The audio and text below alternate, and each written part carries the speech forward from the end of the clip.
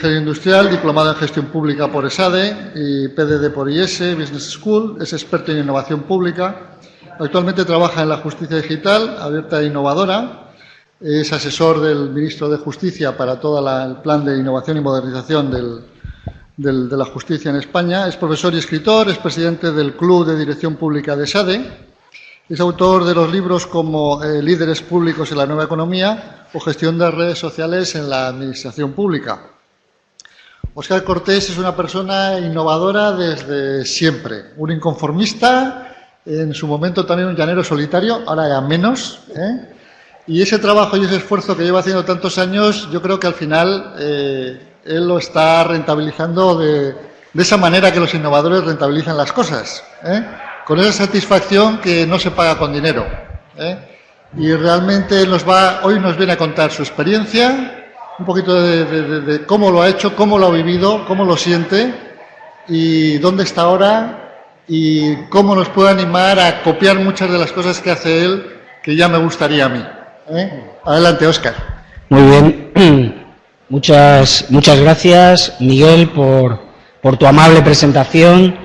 Muchas gracias al Gobierno de Murcia, a la Escuela de Innovación y Formación de la Administración Pública de Murcia, por haberme invitado y estar aquí. Desgraciadamente no he podido llegar a toda la jornada, he llegado hace un rato, pero bueno, la agenda a veces pues lo impide, ¿no? Como decía Miguel, yo voy a intentar hablaros desde la humilde experiencia de un empleado público, porque soy empleado público como vosotros, de la Administración. Ahora ocasionalmente estoy en la Justicia, trabajando en el Ministerio de Justicia, y llevo 20 años intentando cambiar la administración pública desde muchos sitios, ¿no? La ponencia que os voy a trasladar tiene fundamentalmente dos objetivos. El primer objetivo es haceros ver a vosotros, que trabajáis la mayor parte en la administración, en diferentes ámbitos sectoriales, meteros la curiosidad y el gusanillo de por qué hay que innovar, de por qué nos tenemos que replantear todos los días el servicio público que estamos prestando a los ciudadanos. Si soy capaz de meteros ese gusanillo, ya habremos logrado algo importante, porque la primera, del abecedario de la innovación, la A, es ser consciente de que hay que innovar. Si no empezamos por ahí, todo lo que viene detrás no sirve para nada. Y luego, a continuación, os voy a intentar dar 10 claves, 10 ideas, que en toda mi vida profesional, y ahora en el año y poco que llevo en justicia, he ido acumulando, ¿no? Y que creo que son buenas y son útiles para todos aquellos pues que estéis en proyectos de innovación, que queráis liderar proyectos de innovación. ¿De acuerdo? Estos son un poco los dos objetivos. Bien, sobre la necesidad de lo público yo creo que tampoco me puedo extender demasiado. Vosotros mismos trabajáis en el servicio público, conocéis el valor de lo público.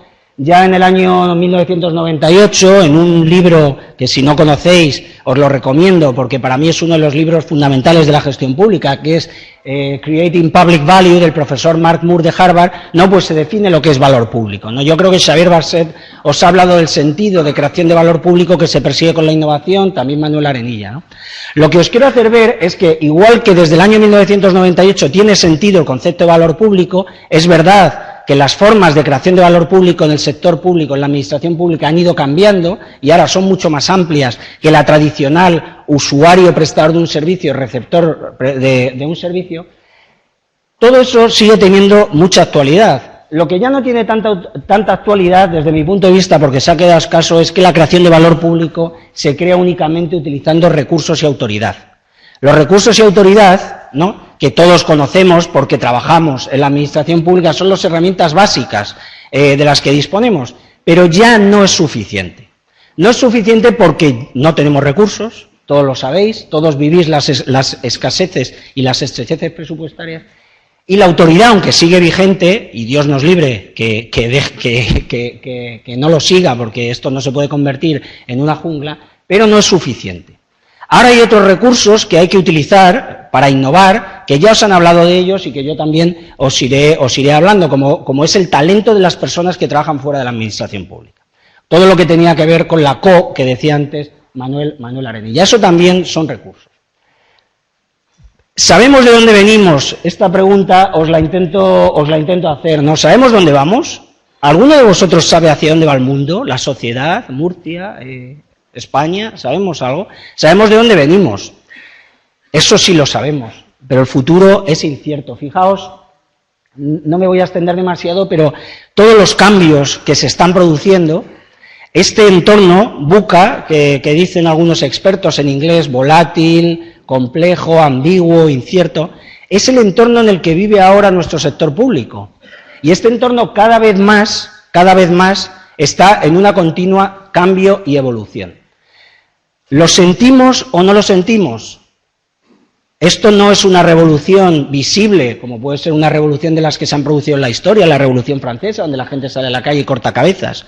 La revolución que estamos viviendo ahora es una revolución silenciosa, tiene más que ver con esa ruptura del huevo, con esa ruptura tranquila del huevo que se está produciendo. Pero fijaros, la administración pública, dentro de estos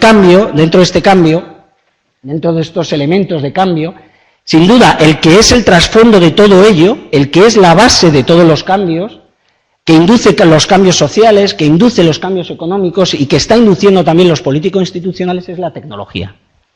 Aquí no es cuestión de hablar en detalle o ponerse en plan tequi, ¿no?, de friki tecnológico, ¿no? Pero creo que la tecnología a todos vosotros os ha llegado a vuestras vidas. También le llega a los jueces. Aquí tengo compañeros que están en la Administración de Justicia y a los jueces españoles también en su bolsillo llevan un smartphone y se relacionan por WhatsApp. A mí me contaba uno de ellos que los jueces decanos de España tenían un grupo de WhatsApp.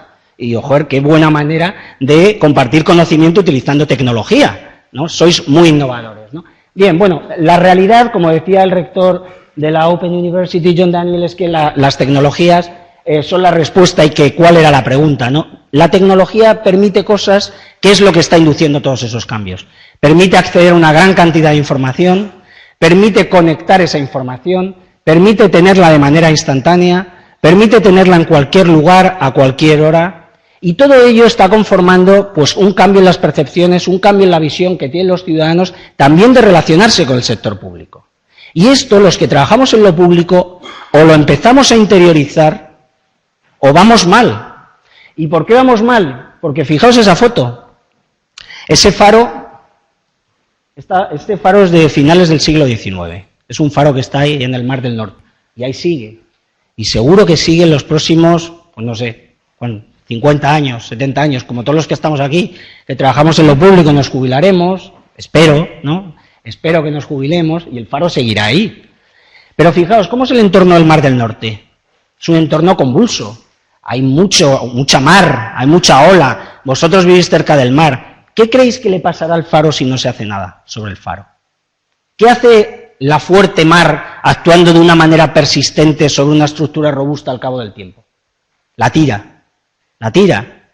Estáis aquí en Murcia y tenéis un mar tranquilo, pero, por ejemplo, en el País Vasco, en Bermeo, hay un rompeolas. Tenemos aquí al amigo de Innovask y él sabe perfectamente cuántas veces el Cantábrico se traga el rompeolas. Cada 2 años lo tienen que poner nuevo. Yo es que veraneo en Mundaca, por eso lo conozco, ¿no?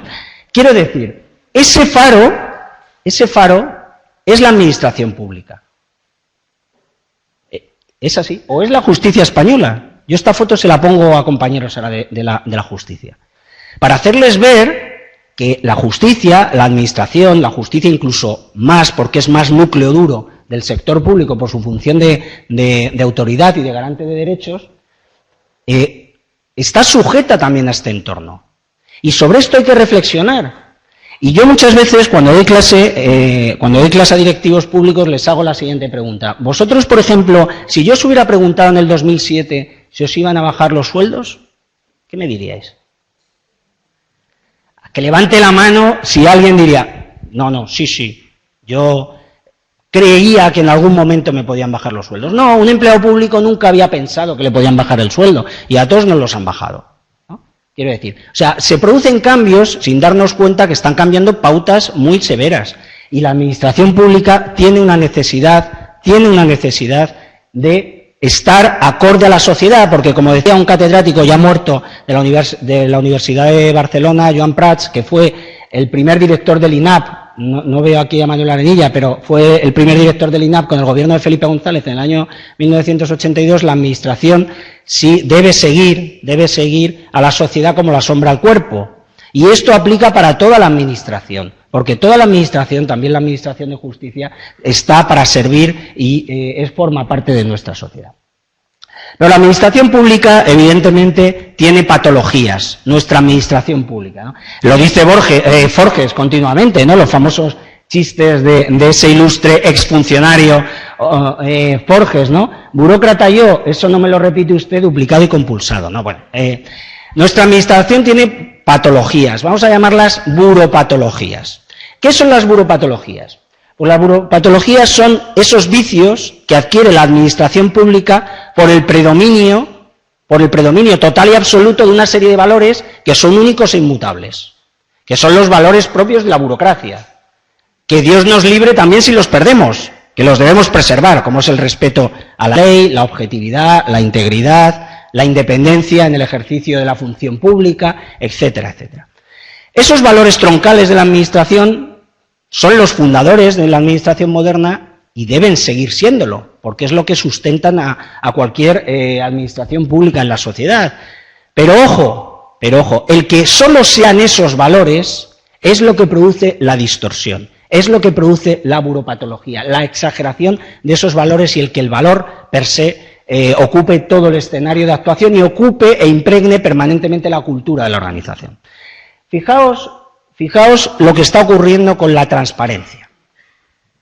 La transparencia va radicalmente en contra de un principio de la burocracia, que es la opacidad. Las burocracias siempre han actuado con opacidad.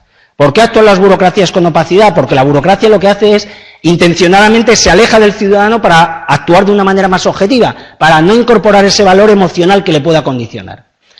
Y para eso actúa de manera opaca, se blinda en su actividad, se blinda y, digamos, deja de abrirse a la sociedad. Bueno, pues nuestras administraciones públicas tienen un problema de opacidad, pero la sociedad está demandando transparencia. Y es verdad que ley de transparencia, incorporando la transparencia en todo el discurso, etcétera, etcétera. Pero ¿cuál es la realidad? Que nos cuesta mucho ser transparentes. Empezando porque no tenemos claro si los datos que tenemos son correctos. Empezando por ahí. ¿Cómo vamos a abrir datos si no tenemos claro si los datos que tenemos son los correctos? Empezando por ahí, viendo las amenazas que puede traer para el funcionario un mal ejercicio de su función, viendo todas las amenazas que trae la transparencia para la función política y para la gestión política. Nuestra cultura es opaca. Nuestra cultura está basada en la cultura burocrática. Y eso hoy está totalmente desalineado con lo que pide la sociedad. Lo nuevo y lo viejo y lo nuevo, esto que a día de hoy estamos todos cansados de oír en la política, la nueva política, la vieja política, todo esto, ¿no? Bueno, en la administración pues tiene su parte de verdad. Evidentemente esto no es todo blanco o negro, no es todo viejo ni es todo nuevo. Estamos en un modelo viejo con algunos rasgos nuevos que intentan introducirse. Pero es verdad que hay un choque entre ese viejo modelo burocrático y otros elementos que están empezando a romper, digamos, culturalmente a través de las necesidades que plantea la sociedad. Y ahí se produce una colisión de modelos. Se produce una colisión entre el modelo clásico burocrático, no basado en la organización, en la autoridad, en los procedimientos, en la centralización, en el monopolio, con un modelo posburocrático pues que está basado en las personas, en el liderazgo, en el cambio, en los resultados, en la confianza, en la autonomía, en la gestión y en la innovación. Y aquí ya enlazo con la innovación. Y en la innovación. Porque como decía San Ignacio de Loyola, es mejor pedir perdón que pedir permiso. Yo con esta frase resumo lo que es la innovación.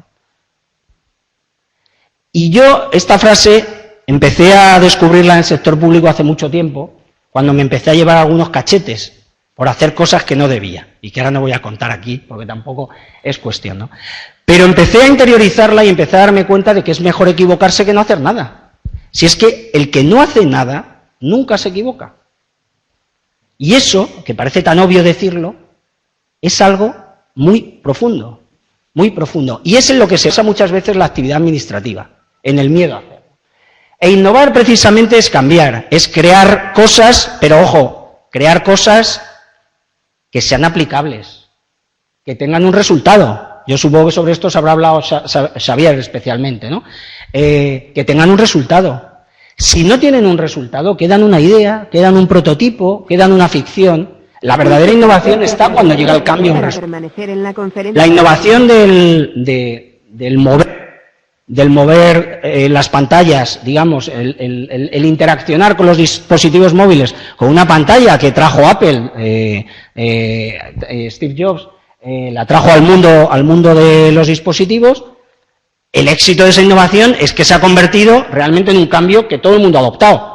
Pero antes de eso todos teníamos la BlackBerry o el teléfono normal. Quien no tenía BlackBerry de teclitas, ¿no? ¿Y quién se acuerda ya de ese teléfono?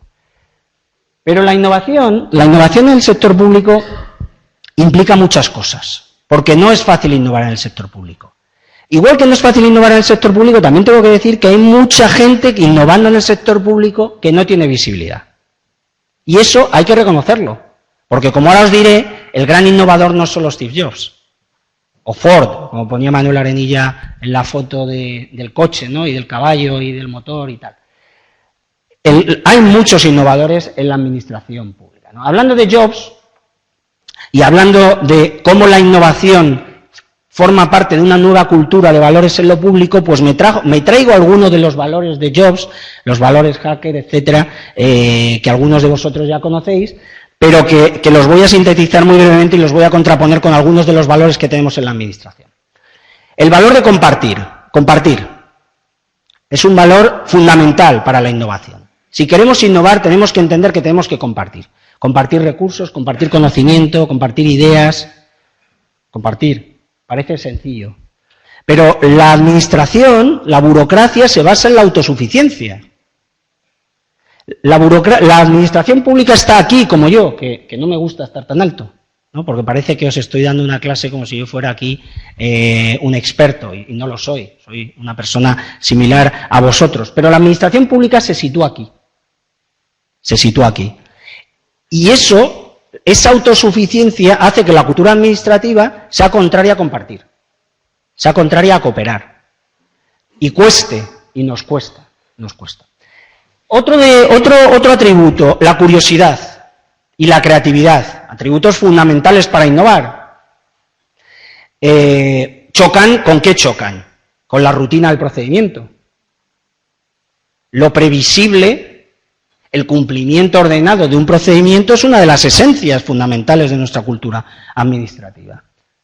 Claro, os voy a contar una cosa. Anteayer, el lunes, yo en ESADE, como ha dicho Miguel de Bas, yo presido un club de directivos públicos, invitamos a una conferencia a Manuela Carmena, a la alcaldesa de Madrid. Y Manuela Carmena, que sabéis que fue juez muchos años, pues dijo una cosa que a mí me gustó mucho. Hay que innovar más en el derecho. Hay que innovar más también en las ciencias jurídicas. Por supuesto, la innovación y la creatividad no es solo algo tecnológico. La innovación no solo es tecnológica. Yo siempre digo lo mismo, y se lo digo muchas veces a los abogados. Los mayores innovadores que hay en nuestro país y en general son los abogados. El abogado es un innovador por definición, porque ¿cuál es el trabajo de un abogado? Pues coger un marco, que es la ley, ¿no? Y darle 200.000 vueltas para defender a su cliente. Eso es pura innovación. Es pura innovación. Porque para dos casos diferentes, dos personas diferentes, tiene que buscar argumentos diferentes. Seguramente, ¿no? Y eso es innovar. Más valores que lleva asociada la innovación. La libertad. La libertad de crear, la libertad de la curiosidad. Fijaos, esto, y quiero que se me interprete bien, y ahora lo matizaré, va en contra del parapeto de la ley. Ojo, digo el parapeto de la ley, no digo de la ley. Yo no cuestiono la ley, que haya que cumplir la ley, es un elemento fundamental. No lo cuestiono. Pero sí cuestiono el parapeto de la ley.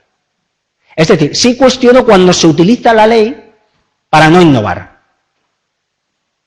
El mismo que utiliza la ley para innovar cuando le interesa lo que se produce con la innovación es el mismo que utiliza la ley para que no se innove, como justificación. ¿Lo veis? Y de esto pues os podría poner muchos ejemplos.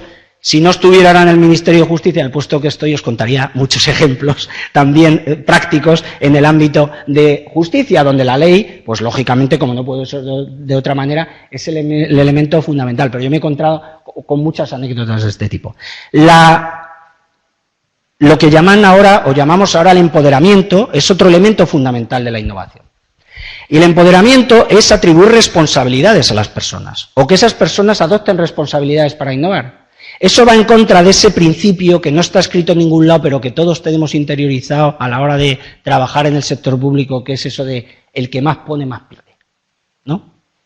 Esto de el que más pone, más pierde, ¿no? Pues claro, esto choca con la responsabilización. Y otro elemento fundamental para innovar es la apertura. La apertura. ¿Por qué? Pues porque en la sociedad que tenemos actualmente, donde, como os he dicho, la autosuficiencia no va a ningún lado porque el conocimiento está repartido, la innovación no se entiende como un elemento exclusivo de alguien o de algo, o de algún ente, sino que se extiende en un contexto abierto. Y entre los elementos que hay de apertura, cuando oís hablar de administración abierta, sin duda los que más aplican a la administración es el concepto de la colaboración y también de la participación, pero especialmente el concepto de la colaboración, que choca con ese elemento que os he dicho de autosuficiencia, pero que es básico, Y nos cuesta buscar fórmulas de colaboración, digamos, subcontratando trabajos a los ciudadanos, para que ellos valoren y nos den ideas para poder construir mejores servicios. Cuesta, todos los procesos de crowdsourcing, de coproducción, de codiseño que decía antes, nos cuesta, ¿no? Pero son los procesos básicos sobre los que se sustenta ahora mismo cualquier iniciativa innovadora. Insisto, la innovación no parte de la inteligencia exclusiva de una persona, parte de un conjunto de talentos conectados entre sí.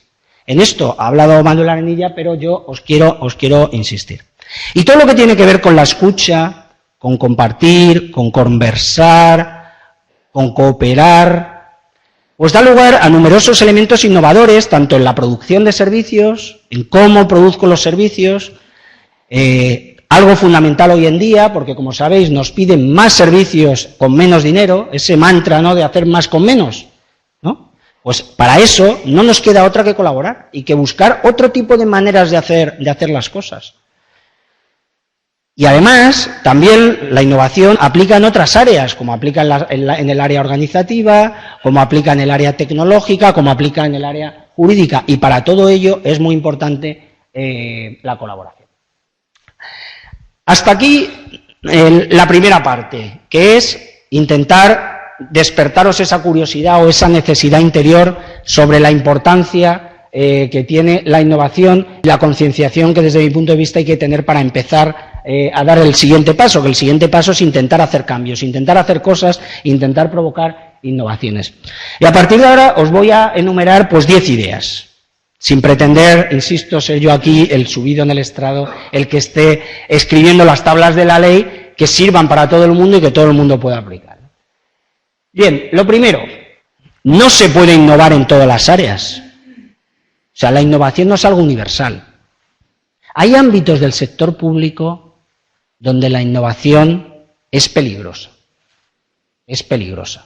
Fundamentalmente en los núcleos más duros del sector público. Cuando digo duro no lo digo con ningún tipo de connotación peyorativa, ¿no?, sino en los núcleos de ejercicio de autoridad, ¿no?, puede ser peligrosa la innovación permanente.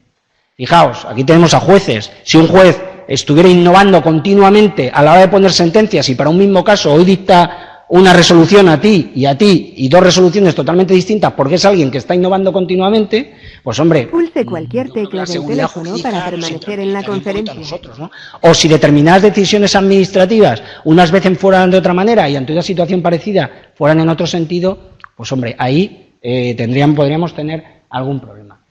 Con lo cual, cualquier innovador, lo primero que tiene que tener es los pies en el suelo, saber el terreno en el que pisa y saber en ese terreno dónde puede innovar y dónde no puede innovar. Hay partes de la administración o momentos concretos donde hay un momento muy propicio para innovar, o es un sitio muy propicio para innovar. Pero en otros, sinceramente, cuidado, porque este concepto no sirve para todo. Ese es un elemento importante. Segundo factor, elegir bien el modelo de innovación. Hay muchas maneras de innovar, yo os voy a decir algunas de ellas.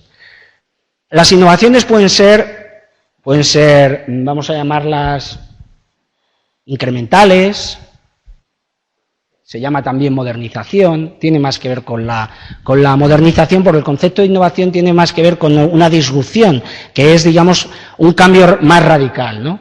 Una modernización es una pequeña mejora en algo, ¿no?, que está muy bien, que hay que hacerlo siempre, pero forma más parte de un proceso de mejora continua. La innovación tiene más que ver con formas diferentes de hacer las cosas. Tengamos bien claro un poco esa diferencia, no por nada, sino porque normalmente los procesos modernizadores, si son de baja intensidad,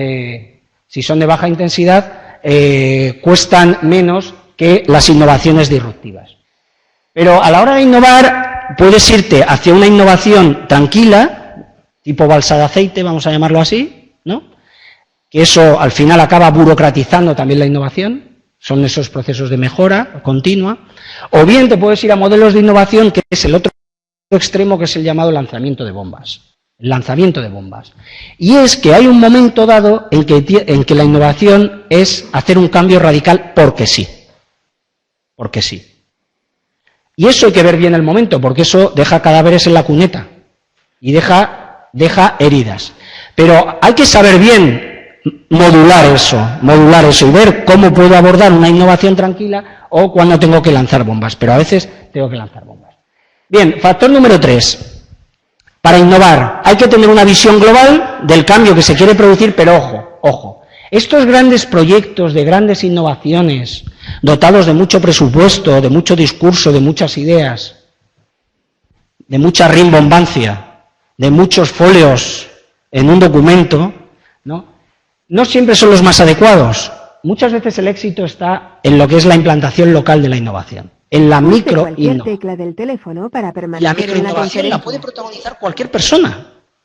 Cualquier persona puede microinnovar, puede innovar.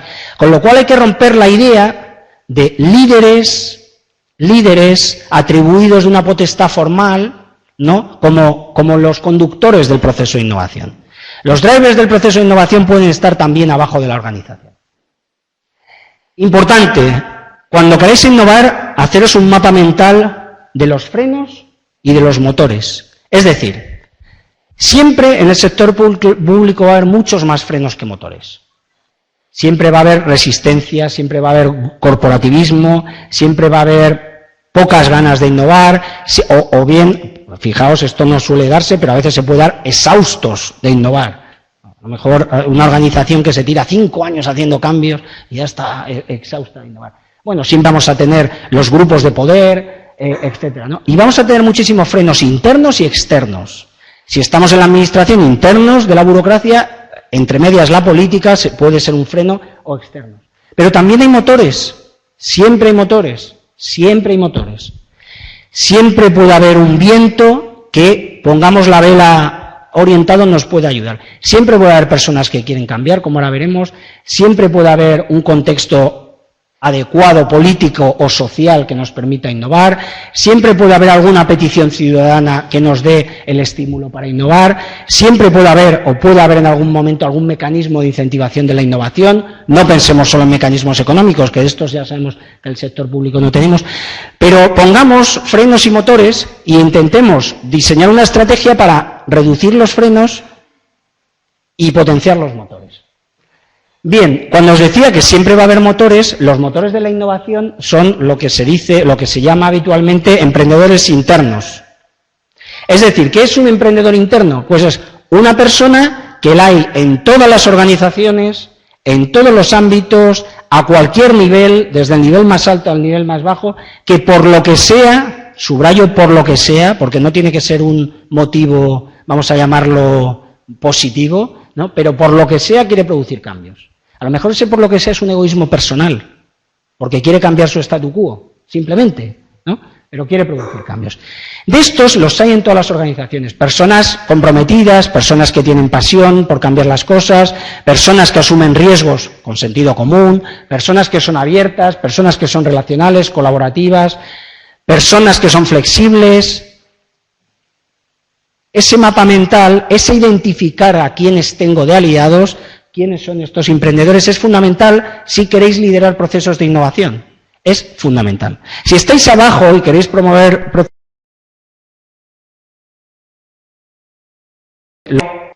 pensad a veces que los cambios no solo se promueven desde la actitud, sino del comportamiento. De ahí que muchas veces estos emprendedores internos y estas redes que se van tejiendo surgen de pequeñas ideas muy sencillas, muy fácilmente implementables, que tienen un efecto claro y beneficioso para el cambio. Os voy a poner un ejemplo. Ahora en el Ministerio de Justicia, en esta etapa, hemos puesto una medida muy sencilla, entre comillas, y muy entendible por todo el mundo, que es que cuando nace tu hijo, no tengas que ir al registro civil a llevar los papeles, sino que desde el hospital los manden al registro civil. Bueno, esto ha sido un proyecto que se ha hecho en 5 meses, ¿vale? Un proyecto 100% público. No ha intervenido, lo han hecho todo funcionarios públicos. Este proyecto tiene un beneficio muy claro. Todo el mundo lo entendemos, ¿no? Nunca ha habido ningún cuestionamiento de este proyecto. Pues este pequeño proyecto es un proyecto que va a inducir cambios más profundos en el registro civil. Y ya es una medida que hace ver a personas que trabajan en el registro civil que se puede mejorar la vida de los ciudadanos con cambios más profundos en el registro civil. ¿Me seguís? Bien, activar el talento. Porque todas las personas, las administraciones públicas, tienen capítulo 6, pero sobre todo donde está la enjundia es en el capítulo 1. Es en las personas. Es en las personas. Y las personas tienen mucho talento. El problema en la administración pública es que, como decía Deming en su día, las organizaciones condicionan el mal funcionamiento de las organizaciones, condicionan el comportamiento de las personas. Entonces, es muy habitual que haya personas que vienen con ganas de hacer cosas y ya por la propia lógica de la dinámica administrativa empiecen a desmotivarse y a querer dejar de hacer cosas. Con lo cual, talento hay. Lo que hay es que activarlo. ¿Y cómo se activa el talento? Pues el talento se activa fundamentalmente con 2 elementos. El primero, dando confianza a las personas. Dando confianza porque todos somos mayorcitos. Y hay gente que tiene ideas y quiere desarrollarlas y no las desarrolla por miedo, por ser, se vuelven timoratos. Y segundo, creando un entorno facilitador, un entorno amigable, un entorno donde las personas libre y abiertamente pueden sugerir sus ideas. Si no hay talento, si no aflora ese talento, nunca va a haber innovación. Nunca va a haber innovación. Con lo cual, el que quiera promover procesos de cambio, procesos de innovación, tiene que generar dinámicas de florecimiento del talento. Y claro, la comunicación es, digamos, el cemento que une todos estos ladrillos que os estoy comentando. ¿Cómo se detectan los emprendedores internos? A través de la comunicación. ¿Cómo se conectan los emprendedores internos? A través de la comunicación. ¿Cómo se activa el talento? A través de la comunicación. La comunicación es la base al final de todo y es una pieza clave de la innovación. No se entiende la innovación sin comunicación. Y otra parte de la comunicación, y esta ya es la idea 9 que os digo, es que todos los pequeños logros hay que estar retroalimentándolos permanentemente. Porque hay que generar espirales, y de ahí esa imagen, hay que generar espirales positivas que vayan nutriendo de fuerza el proyecto de innovación. Y esas espirales se generan a través de la comunicación. Pero la comunicación no es solo poner en valor resultados que hayan obtenido proyectos innovadores, sino también es, otra cosa muy importante, es alinear esos resultados con las inquietudes de los actores que intervienen en el proceso. Eso es fundamental, porque yo puedo estar obteniendo resultados, pero no ir para nada alineados con los ciudadanos, sino que, oye, están muy bien para mí, y esto, por ejemplo, se ve muy bien con proyectos muy importantes, que tienen una lógica muy desde dentro de la administración. Por ejemplo, mejoran mucho los funcionamientos internos, mejoran, por ejemplo, la calidad de la información, es complicado hacer ver externamente eso, hacerlo ver. Entonces, a veces se producen esos gaps. Cuando se producen esos gaps, pierde fuerza el proyecto innovador y pierde dinámica, aunque realmente sea muy importante, ¿no? Bien, y por último, la idea número 10, y debo estar en el minuto último ya de mi tiempo, no, es que hay que gestionar bien los ritmos. ¿A qué me refiero? Los procesos de innovación son procesos de iteraciones sucesivas. Aquí se nota que soy ingeniero, ¿no? Son procesos continuos, son procesos que van con un ritmo diferente en cada momento. Hay momentos que puede haber un clima muy propicio para la innovación y podemos avanzar mucho, pero puede que haya otros momentos donde no podamos avanzar. Es adecuado saber leer esos momentos, saber gestionar esos ritmos y también tener muy claro que en todo lo que tiene que ver con la innovación, el que resiste es el que gana. El que resiste es el que gana. El que tiene la capacidad de persistir es el que acaba ganando. Yo ahora estoy en un proyecto apasionante, complicadísimo, ¿no? Que vosotros como ciudadanos, los profesionales que están aquí, que es intentar mejorar la justicia de nuestro país, modernizarla, ¿no? Digitalizarla, etcétera, ¿no? Este es un proyecto, esto es una gran maratón, es algo que va a llegar, pero es algo que da muchos disgustos todos los días, es algo complicado. Pero aquí acabará triunfando el que siga persistiendo en ese proceso. Y el que persista, pues al final logrará la transformación porque es inevitable. Y termino con una frase de François Giroud que me gusta mucho y que creo que pretende simbolizar un poco lo que yo os quiero transmitir, ¿no? Nunca creí que pudiéramos transformar el mundo, pero creo que todos los días se pueden transformar las cosas. Es decir, huid de las grandes innovaciones, pensad en que desde vuestro propio puesto de trabajo se pueden mejorar las cosas y podéis ir cambiando. Cambio a cambio, innovación a innovación, se pueden cambiar las administraciones públicas. Estoy convencido. Muchas gracias.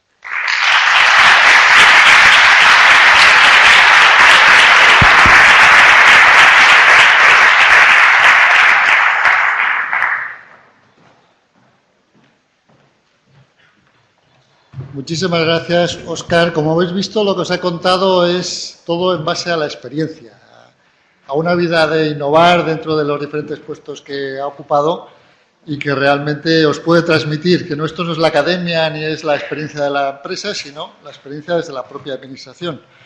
Nos ha hablado del faro. Procuremos que nuestros departamentos y nuestras áreas no sean un faro que se va a quedar ahí para toda la vida, de los valores, del cambio de lo viejo y de lo nuevo, del mejor pedir perdón que pedir permiso. Nos ha hablado de que hay que tener curiosidad y que hay que tener también creatividad. Algunos tienen creatividad para buscar los parapetos, cuando hablaba de la ley. Vamos a utilizarla para lo contrario. Y nos ha dado esos 10 ideas que nos pueden permitir pues innovar y hacerlo de una forma razonable y que funcione. De esas 10 ideas, la primera era pues ver quién se libraba de innovar. Es decir, si mi área no es para innovar, bueno, pues podéis pedir el cambio a otra área que sea más propensa a innovar. Y desde luego contar con los intraemprendedores, con la gente que tiene ganas, motivarlos. Si tenéis alguno en vuestra área, en vuestro departamento, cuidarlos mucho y hacerles funcionar. Muchísimas gracias, Óscar.